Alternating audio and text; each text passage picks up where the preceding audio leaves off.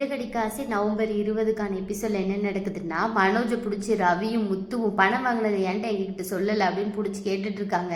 அவங்க அப்பா விடுங்கடா விடுங்கடா நான் கேட்கேன்டா அப்படின்னு சொல்லவும் அவங்க மனோஜ் ஓடி போய் அவங்க அம்மா பின்னாடி ஒளியிறாங்க. அங்கேயே ஒளியிறீங்க வா, ஏன் சொல்லல அப்படின்னு கேட்கவும் மீனாவும் ஆமா ரோஹிணி உங்களுக்கு தெரியும் தானே, அவங்க சொல்லலைன்னா நீங்க ஏன் சொல்லல அப்படின்னு கேட்கவும் டப்பிங் பேசின மாதிரி அதுவா முடிஞ்சதுக்கு அப்புறம் கொடுக்கலான் இருந்தோம் அப்படின்னு கேட்காங்க. அதெல்லாம் ஒண்ணும் இல்ல, பணம் வாங்கினது தெரியுமா அப்படின்னு கேட்கவும் அதே மாதிரி மனோஜ் மாதிரி அப்படியே டப்பிங் பேசுறாங்க. உடனே ரோஹிணியை பார்த்து இவங்க அப்படியே மனோஜுக்கு டப்பிங் கொடுக்குறாங்களே அப்படின்னு சொல்ல முத்து ஏன்டா நீ சொல்லல அப்படின்னு மனோஜ் கேட்க மனோஜ் திரும்பி அப்படியே ஏதோ பச்சை பப்பா மாதிரி பேசுறாங்க. வா நான் ஷூட்டிங் முடிச்சோடனே தரலான்னு நினைக்கேன் அப்படின்ற மாதிரி ரொம்ப இதா பேசுறாங்க. முத்து சரி அதான் பரவாயில்ல, நீ பணத்தை தான் தரல, கால் பண்ணி இந்த மாதிரி நடிக்க வாங்க காசு தரேன்னு சொன்னார்ல அதையே எங்களுக்கு நீ தரல சொல்லல அப்படின்னு கேக்குறாங்க. அப்பா ரோஹிணி மனோஜி தனியா கூப்பிட்டு நீங்க 2 பேரும் உட்காருங்க அப்படின்னு சின்ன பிள்ளைக்கு கிளாஸ் எடுக்கிற மாதிரி உங்க 2 பேர்த்தையும் விளம்பரத்துக்கு கூப்பிட்டுவான்னு யார் சொன்னாரு என்ன சொன்னாரு அப்படின்னு தெளிவா கேட்காங்க. உடனே மனோஜும் ஒவ்வொன்றும் கேட்கறதுக்கு பதில் பேசிட்டே இருக்காரு. அந்த சங்கர் சார் தான் சொன்னாரு எவ்வளோ தாருன்னு சொன்னாங்க, 25,000 தாருன்னு சொன்னோன்னு அவங்க அப்பா முத்து அப்படியே கண்ணை பார்க்குறாங்க. முத்து மேலே கிளுங்க அப்படின்ற மாதிரி கண்ணை செய்கிறாங்க. அவங்க அப்பா சரி மனோஜி அவர் 25,000 ஒரு ஆளுக்கு தாரேன்னு சொல்லியிருக்காருல்ல, இதையே நீ எங்ககிட்ட நடிக்கலாமான்னு கேட்கும்போதே சொல்லலை அப்படின்னு சொல்லவும் மனோஜ் திரும்பியும் அதே மாதிரி அதுவாப்பா கொஞ்சோடனே கொடுத்துக்கலாம்னு நினைச்சோன்னே அவங்க அப்பா அப்படின்னு ரொம்ப டென்ஷன்ல ஏறி ஓடுறாங்க பின்னாடி. மனோஜ் அவங்க அம்மா பின்னாடி போய் ஒளிஞ்சுக்கிறாங்க. காமெடி சீனா போயிட்டு இருக்கு.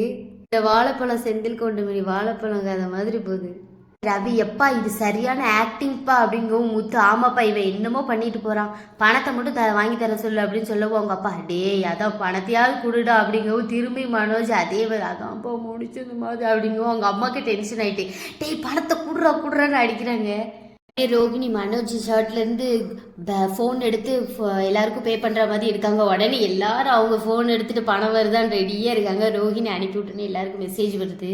எல்லார் அக்கௌண்ட்டுக்கும் பணம் ஏறிட்டு உடனே அவங்க அப்பா அக்கௌண்ட் செக் பண்ணுறாங்க. அம்மாவுக்கும் அனுப்புடா அப்படிங்கிற ரவி. அதுக்கு மனோஜ் இல்லை நான் அம்மாவுக்கு அப்புறமா அனுப்புகிறேன் அப்படிங்க. உடனே ரவி அதெல்லாம் கிடையாது இப்போவே அனுப்புடா அப்படின்னு அவங்க அம்மா ஃபோன் எடுத்து வச்சுட்டு நிற்காங்க. அதுக்கு மனோஜ் அதெல்லாம் ஒன்றும் இல்லை, அம்மாவுக்கு 15,000 தான், அம்மாவுக்கு நான் நைட்டே 10,000 கொடுத்துட்டேன் அப்படின்னு சொல்லவும் அவங்க அப்பா அண்ணாமலை ஐயோ நைட்டே கொடுத்துட்டியா அப்படின்னு வந்து எதுக்குடா இதை என்கிட்ட அப்பவே சொல்லலை அப்படிங்க. ஒன்று முடிஞ்சதுக்கு அப்புறம் சொல்லலான்னு மனோஜ் திரும்பி அதே மாதிரி சொல்லவும் அவங்க அப்பா சரி விடு விஜயா நீ ஏன் என்கிட்ட சொல்லலை அப்படின்னு கேட்காங்க. விஜயா அப்படியே பார்த்துட்டு முடிஞ்சதுக்கு அப்புறம் சொல்லலான்னு பார்த்துட்டு அவங்க அப்பா டென்ஷனா நீ துள்ளியே வேண்டாம் அப்படின்னு வீட்டுக்குள்ளே போயிட்டாங்க.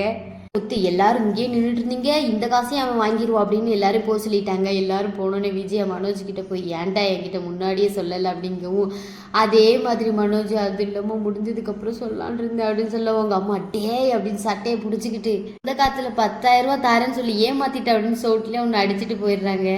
ரோஹிணி இதுக்கு தான் சொன்னேன் அப்பவே பணத்தை கொடுத்துடலான்னு அப்படிங்கவும் மனோஜ் பணம் போச்சு அப்படிங்கவும் அதுக்கு ரோஹிணி மோனம் போச்சு இப்போ அப்படின்னு அடிச்சுட்டு போயிட்டாங்க. அவங்க திரும்பவும் இல்லை முத்து வந்து காருக்கு டியூ கட்டுறதுக்காக வந்திருக்காங்க. உடனே அவங்க முத்து உங்க பேர்ல இப்பதான் மீனான்னு ஒருத்தவங்க கட்டிட்டு போயிட்டாங்க அப்படிங்கவும் அங்க மீனா வந்து என்னங்க அப்படின்னு கேட்காங்க. உடனே நீயா மீனா கட்டின உனக்கு வச்சுக்க வேண்டியதானே அப்படின்னு கேட்கவும் எனக்கு என்னங்க செலவு இருக்க போகுது அப்படிங்காங்க. உடனே முத்து அதெல்லாம் ஒன்றும் இல்லை மீனா, உனக்கு ஏதாவது உன் தேவைக்கு ஏதாவது நீ வாங்கியிருக்கணும், ஏதாவது நகை வாங்கியிருக்கணும் அப்படிங்கவும் அதுக்கு மீனா உங்களுக்கு எவ்வளோ செலவு இருக்குது, வீட்டுக்கு கொடுக்கணும், கார் கொடுக்கணும், டியூ கொடுக்கணும் அப்படிங்கிற மாதிரி சொல்கிறாங்க. அதுக்கு முத்து பார்த்துக்குவோம் மீனா அப்படிங்கவும் மீனா அதெல்லாம் இல்லைங்க உங்கள் இதில் நான் ஷேர் எடுத்துக்கிட்டேன் அப்படின்னு 2 பேரும் நல்லா பேசிகிட்டே இருக்காங்க மாற்றி மாற்றி. திரும்ப சரி வாங்க அப்படின்னு வெளியே வராங்க. அவங்க அப்பா வந்து நிற்காங்க வாசலில்.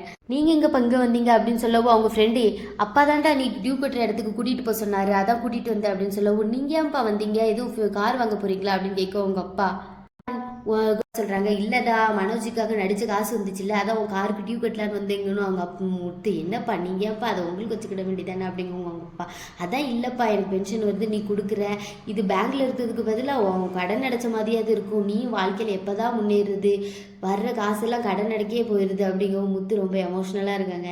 உங்கள் ஃப்ரெண்டு முத்து நீ ரொம்ப அதிர்ஷ்டக்காரன், உனக்காக சிஸ்டர் அப்பா எல்லாரும் வட்டிக்கிட்ட வந்திருக்காங்க அப்படின்னு சொல்லவும் அதுக்கு முத்து ஆமாம் எனக்காக எவ்வளோ பேர் இருக்காங்க, நீங்கள் பாட்டி வா எல்லாம் இருக்கும்போது நான் இப்போவே பெரிய கோடீஸ்வரன் அப்படிங்காங்க. அப்பா நீங்கள் பணத்தெல்லாம் கட்ட வேண்டாம் ஏற்கனவே கட்டியாச்சு அப்படிங்க. அப்பா சரி நான் அடுத்த மாதத்துக்காக கட்டுறேன் அப்படின்னு சொல்கிறாங்க. அதுக்கு முத்து அதெல்லாம் ஒன்றும் வேண்டாம் எல்லாத்தையும் வட்டிக்கே கொடுக்க முடியுமா அப்படிங்குவோங்க. அப்பா சரி நான் அடுத்த மாதம் கொடுக்குறேன் அப்படின்னு சொல்லிட்டு போகிறாங்க. அதுக்கப்புறம் முத்து சரிங்க நீங்கள் எல்லாரும் போங்க நான் பார்வதி ஆண்டிக்கு பூ கொடுக்க போகணும் அப்படின்னு சொல்லிட்டு கிளம்புறாங்க. மீனா நேராக பார்வதி ஆண்டி வீட்டுக்கு போகிறாங்க. அங்கே விஜய் அவங்க நடனம் சொல்லி கொடுத்துருக்காங்க ஸ்டூடெண்ட்ஸ்க்கு. உடனே பாபா உனக்காக தான் வெயிட் பண்ணிட்டு இருக்கேன், நீயே வந்து சாமிக்கு போட்டுரு அப்படின்னு சொல்ல மீனா பூவை வந்து சாமிக்கு போட போகிறாங்க.